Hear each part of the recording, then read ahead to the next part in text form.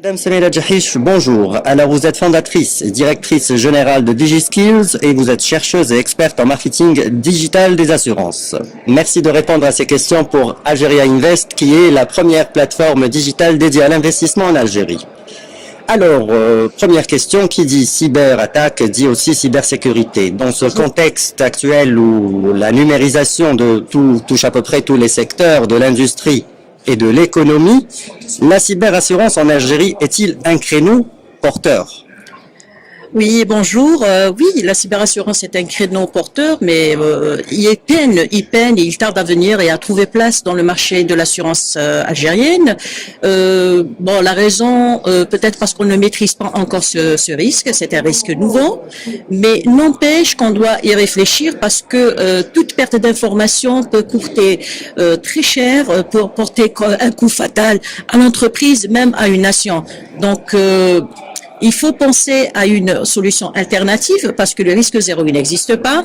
On a beau avoir une gestion optimale du système de sécurité d'une entreprise, mais le risque zéro, il n'existe pas. Donc, autant penser à une solution alternative qui est la police cyberassurance qui vous permettra de maintenir votre activité malgré le choc subi. Il vous permettra aussi de garder l'équilibre financier de votre activité. Très bien.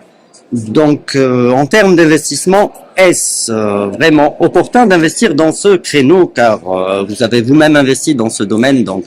Oui, qui dit contrainte dit opportunité. Donc, il y a la contrainte qui sont les cyberattaques, les cyberrisques. Donc, autant en profiter de cette opportunité et développer ce créneau qui est à l'avenir et il sera très porteur. Bon, nous, on est en retard, mais n'empêche qu'il faut y penser et l'instaurer déjà en urgence. Justement, votre qualité d'investisseur dans ce secteur purement digital, un mot à l'attention des investisseurs, qui soient algériens ou étrangers, qui voudraient plutôt investir dans ce créneau. Je n'ai pas saisi votre question. D'accord. Je vous disais qu'en votre qualité d'investisseur dans un domaine qui est purement digital, Oui.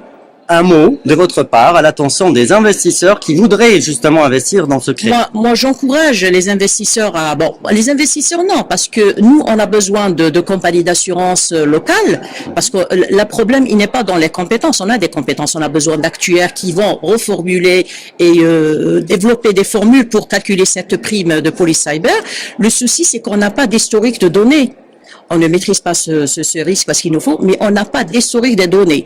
Et puis, pour calculer ou faire définir cette police cyber, il faut d'abord se baser sur le chiffre d'affaires de l'entreprise, la typologie aussi de l'entreprise par rapport à la sensibilité de ces données et bien sûr par rapport à un système de prévention, si elle a déjà prévu des systèmes de sécurité au sein de l'organisation ou pas. Donc, c'est pas un marché qui est sourcier ou difficile à relever. Il faut juste penser à l'intégrer au sein de nos structures actuariales. C'est tout. Justement, les entreprises algériennes sont-elles réceptives à cette nouvelle forme d'assurance?